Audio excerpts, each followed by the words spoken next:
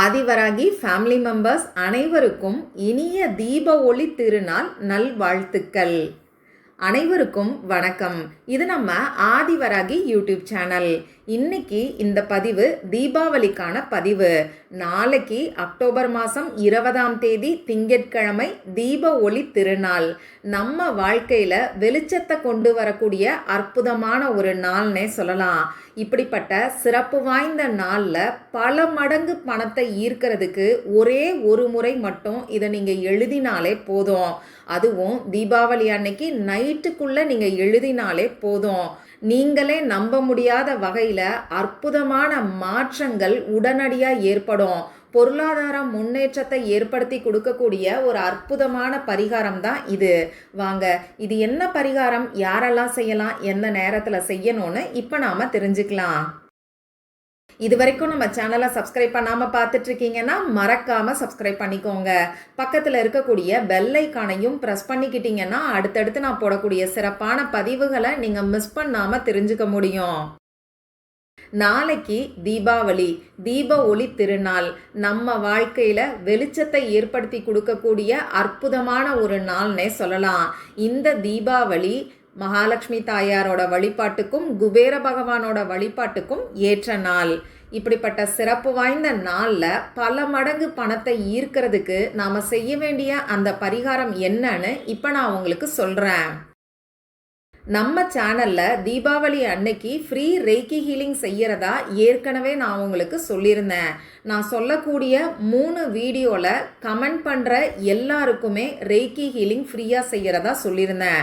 அந்த வகையில் ஏற்கனவே 2 வீடியோவில் கமெண்ட் பண்ணியிருந்தவங்க இந்த வீடியோவுக்கு கீழேயும் கமெண்ட் பண்ணுங்க. இதுதான் 3வது வீடியோ. இந்த ஃப்ரீ ரேக்கி ஹீலிங்கான கண்டிஷன்ஸ் என்னன்னு பார்த்தீங்கன்னா, மொத்தமாக 3 வீடியோவையும் நீங்கள் ஃபுல்லாக பார்த்துருக்கணும், ஸ்கிப் பண்ணாமல் பார்க்கணும். அதே மாதிரி இந்த 3 வீடியோவுக்கும் லைக் பண்ணியிருக்கணும். உங்கள் ஃப்ரெண்ட்ஸ் அண்ட் ஃபேமிலி கூட நீங்கள் ஷேர் பண்ணுங்கள். கமெண்ட் பாக்ஸில் உங்களுடைய பெயர், அதாவது யாருக்கு ரேக்கி ஹீலிங் வேணுமோ அவங்களோட பெயரை இனிஷியலோடு சேர்த்து டைப் பண்ணிவிட்டு டேட் ஆஃப் பர்த் உங்களுக்கு தெரிஞ்சதுன்னா மறக்காமல் டைப் பண்ணுங்க.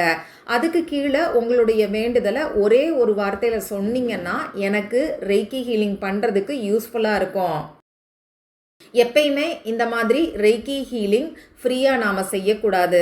அதற்கு எனர்ஜி எக்ஸ்சேஞ்சாக தான் இந்த வீடியோவுக்கு லைக் பண்ணிவிட்டு ஷேர் பண்ண சொல்லி நான் உங்ககிட்ட கேட்குறேன். அதே மாதிரி சப்ஸ்கிரைப் பண்ணாமல் பார்த்துட்ருக்கீங்கன்னா மறக்காமல் சப்ஸ்கிரைப் பண்ணிக்கோங்க. நான் செய்யக்கூடிய ரேக்கி ஹீலிங்கோட பலன் உங்களுக்கு கிடைக்கணும்னா இந்த எனர்ஜி எக்ஸ்சேஞ்ச் கட்டாயமாக தேவைப்படும். சரி, நாளைய நாளில் பணத்தை வசியம் செய்யறதுக்கு, பல மடங்கு பணத்தை ஈர்க்கிறதுக்கு நாம் செய்ய வேண்டிய அந்த பரிகாரம் என்னன்னு இப்போ நான் உங்களுக்கு சொல்கிறேன். இது பூஜை இல்லாத, வழிபாடு இல்லாத பரிகாரம். ஆண்கள் பெண்கள் யார் வேணாலும் இந்த பரிகாரத்தை செய்யலாம். பிறப்பு தீட்டு இறப்பு தீட்டு இருக்கிறவங்களும் தாராளமாக செய்யலாம். பெண்களுக்கு பீரியட்ஸ் டைமாக இருந்தாலும் இந்த பரிகாரத்தை செய்யலாம். இந்த நாளில் நீங்கள் அசைவம் சாப்பிட்டு இருந்தாலும் இந்த பரிகாரத்தை செய்யலாம்.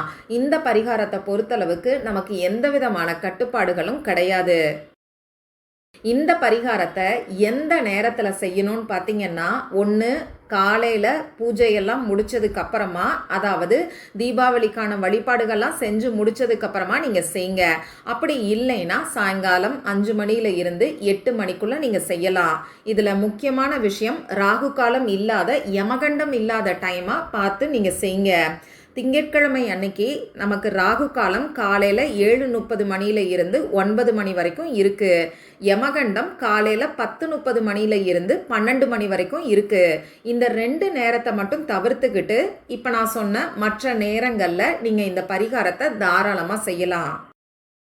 இந்த பரிகாரத்துக்கு தேவையான பொருட்கள் என்னன்னு பார்த்தீங்கன்னா, நமக்கு பேப்பர் தேவைப்படும்.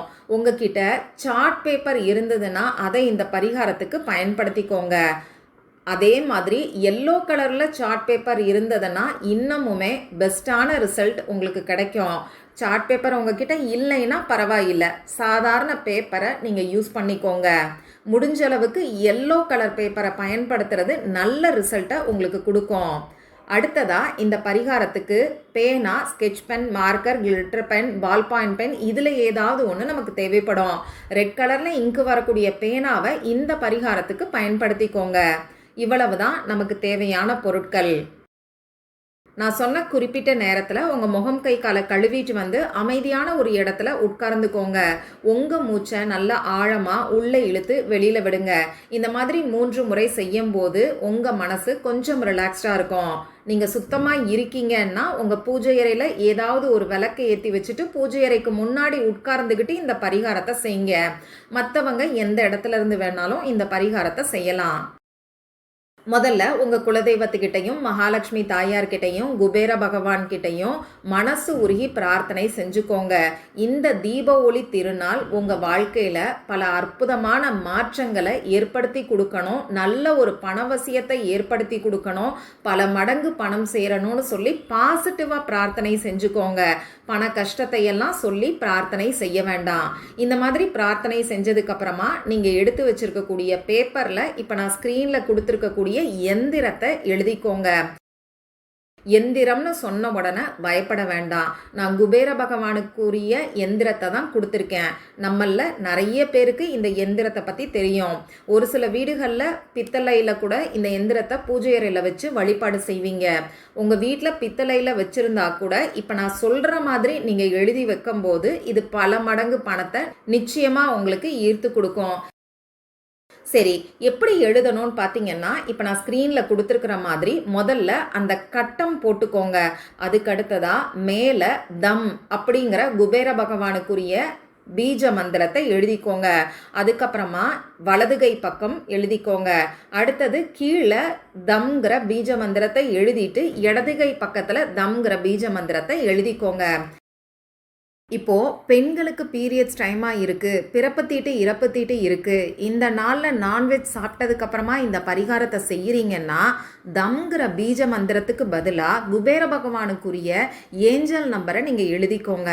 அந்த ஏஞ்சல் நம்பரோட இந்த எந்திரத்தை எப்படி எழுதணுங்கிறதும் நான் உங்களுக்கு ஸ்க்ரீனில் கொடுத்துருக்கேன். அதை பார்த்து தெரிஞ்சுக்கோங்க. நீங்கள் கட்டம் மட்டும்தான் போடணும். அதுக்குள்ளே இருக்கக்கூடிய நம்பரை முதல்ல எழுதக்கூடாது. இப்போ நான் சொன்ன மாதிரி குபேர பகவானுக்குரிய பீஜ மந்திரத்தை 4 பக்கமும் நான் சொன்ன ஆர்டரில் நீங்கள் எழுதிக்கோங்க. அடுத்ததாக நீங்கள் எழுத வேண்டிய நம்பர் என்னன்னு பார்த்தீங்கன்னா முதல்ல 20, அதாவது 20ங்கிற நம்பர் எழுதிக்கோங்க. அடுத்ததாக 21, 22, 23, 24, 25, 26, 27, 28. இப்போ நான் சொன்ன ஆர்டர் படியே நீங்கள் எழுதுங்க. அதாவது 20ங்கிற நம்பர்லேருந்து ஆரம்பித்து 28ங்கிற நம்பரில் முடிங்க. நம்ம வாழ்க்கையில் பணம் சம்பந்தப்பட்ட விஷயங்களில் முன்னேற்றத்தை ஏற்படுத்துறதுக்காகத்தான் இந்த மாதிரி சின்ன நம்பர்லேருந்து பெரிய நம்பரை நான் உங்களை எழுத சொல்லி சொல்கிறேன். நிறைய தடவை நம்ம சேனல்லையே குபேர எந்திரத்தை எழுதி வைக்க சொல்லியிருக்கேன். ஆனால் இப்போ நான் சொன்ன மெத்தட் இதுவரைக்கும் உங்களுக்கு யாரும் சொல்லியிருக்க மாட்டாங்க. நானும் உங்களுக்கு சொன்னது கிடையாது. இது ரொம்ப ரொம்ப பவர்ஃபுல்லான சூட்சமமான ஒரு மெத்தட்னே சொல்லலாம். இந்த மாதிரி எழுதி வைக்கும்போது நிச்சயமாக பொருளாதாரத்தில் நல்ல ஒரு முன்னேற்றத்தை உங்களால் பார்க்க முடியும். சரி, இந்த மாதிரி எழுதி முடிச்சுட்டு இந்த பேப்பரை சுத்தமாக இருக்கீங்கன்னா பூஜை அறையில் மகாலட்சுமி தாயாரோட திருவுருவ படத்துக்கு பக்கத்தில் வச்சுட்டு ஊதுபத்தி காமிச்சு நீங்கள் மகாலட்சுமி தாயார்கிட்ட பிரார்த்தனை செஞ்சுக்கோங்க. மற்றவங்க உங்கள் வீட்டில் ஏதாவது ஒரு இடத்துல உட்கார்ந்து பண்ணும்போது ஊதுபத்தியை மட்டும் ஏற்றி இந்த பேப்பருக்கு காமிச்சிட்டு நீங்களும் மகாலட்சுமி தாயார்கிட்ட பிரார்த்தனை செஞ்சுக்கலாம். இந்த மாதிரி ஊதுபத்தி காமிக்கிறதுக்கும் பிரார்த்தனை செய்யறதுக்கும் பீரியட்ஸ் எல்லாம் கணக்கில் வராது. அதனால நம்பிக்கையோட தைரியமாக ஊதுபத்தியை காமிச்சு பிரார்த்தனை செஞ்சுக்கோங்க. இந்த மாதிரி பிரார்த்தனை செஞ்சதுக்கு அப்புறமா பணம் வைக்கக்கூடிய இடத்துல பீரோலையோ அப்படி இல்லைன்னா பர்ஸ்லையோ நீங்கள் வச்சுக்கோங்க. இந்த பேப்பர் 1 வருஷம் வரைக்கும் அப்படியே இருக்கட்டும். வாரம் நீங்கள் எப்பெல்லாம் விளக்கேற்றி வச்சு சாமி கும்பிட்றீங்களோ அப்பெல்லாம் இந்த பேப்பருக்கும் ஊதுபத்தியை நீங்கள் காமிங்க. அடுத்த வருஷம் தீபாவளிக்கு முதல் நாள் இந்த பேப்பரை எடுத்து ஓடுகின்ற நீர்நிலைகளில் விட்டுருங்க. திரும்பியும் அடுத்த தீபாவளிக்கு இதை செஞ்சு வைங்கன்னு நான் சொல்ல மாட்டேன். ஏன்னா பணவரவில் ஏற்படக்கூடிய மாற்றங்களை நீங்கள் பார்க்கும்போது நீங்களே இப்போ நான் சொன்ன மெத்தடை ஃபாலோ பண்ணுவீங்க. நம்பிக்கையோடு ட்ரை பண்ணி பார்த்துட்டு மறக்காமல் எனக்கு ரிசல்ட்டையும் ஷேர் பண்ணுங்கள். மற்றும் ஒரு பயனுள்ள பதிவில் நாம் சந்திக்கலாம். நன்றி.